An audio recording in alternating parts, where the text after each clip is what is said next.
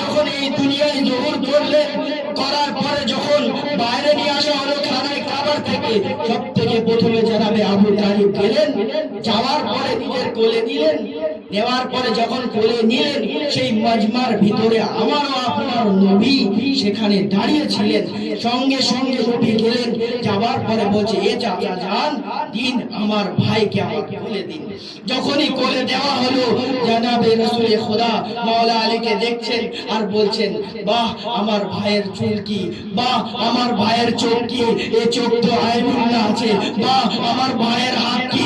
জানাবে মাওলা আলী আলাইহিস সালামের শানে কাসিদা পড়া শুরু করলেন, বাহ আমার ভাইয়ের আলীর হাত কত সুন্দর, এই হাত তো হচ্ছে ইয়াদুল্লাহ, আমার ভাইয়ের চেহারা কত সুন্দর, এ মুখ তো হচ্ছে ওয়াজহুল্লাহ।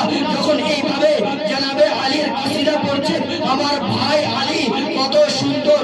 আরে জাহিলদের বাপ আবু জাহেল আগে আসলো, আসার পরে বলছে, ইয়া রাসূলুল্লাহ আলীকে দিন আমি সুরমা লাগাবো, আমি সুরমা লাগাবো।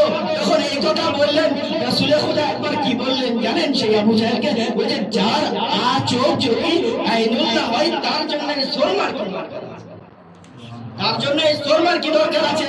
তো এখন রেওয়াজ একটি, তো জানাবে রেওয়াজ লিখছে, রাসূল খোদা নিজের মুখকে ঘুরিয়ে নিলেন, নেবার পরে মাওলা আলীকে ঝুলায় শুয়ে দিলেন, আর সেই আবু জাহেল লাত ও উজ্জার বুতের মতো সেই তার পায়ের সুরমাকে বানানোর পরে বোতলে রাখলেন, রাখার পরে কুকুরকে রেখে যখন নিয়ে আসছে, তো এই আবু জাহেলের দাড়ি অনেক বড় ছিল, আবু জাহেলের দাড়ি অনেক বড় ছিল।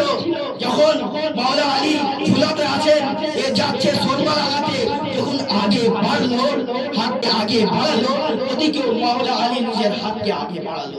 বা আমি এইভাবে জুমলাকে বলে দিই, আরে জাহিলের হাতের মোকাবিলায় ইলমের হাত আগে বাড়লো, ইলমের হাত আগে বাড়লো। তো তার দাড়ি অনেক যখন বড় ছিল, যে যখন সুরমাকে নিয়ে আরে আগে বাড়াচ্ছিল, একবার মাওলা আলী সেই আবু জাহেলের দাড়িকে ধরে নিলেন। যখন ধরে নিল, আবু জাহেল ভাবছিল তো বাচ্চা আছে, তো বাচ্চা আছে, দাড়ি ধরেছে কোনো সমস্যা নেই, বাচ্চা ধরেছে, এতে কিসের সমস্যা? তখন এই আবু জাহেলের দাড়িকে মাওলা আলী যখন এক হাত দিয়ে ধরলেন, আর আবু জাহেল আস্তে আস্তে সেই সুরমার কোটো নিয়ে যখন চোখের কাছে পৌঁছে গেল, আমারও মা আপনার মাওলা নিজের সেই ছোটবেলায় এমন এক চেষে চড় মারলো সেই আবু জাহেলকে, আরে আবু একদিকে আর জাহেল একদিকে হয়ে গেল। আরে মেরেছিল তো সেই বাপকে, কিন্তু সেই আবু জাহেলের সন্তানদের মধ্যে আজও এর আসার, মাওলা আলীর চরের আসার বাকি আছে। এরা আজও পর্যন্ত নিজের গাড়কে কখনো এদিকে কখনো এদিকে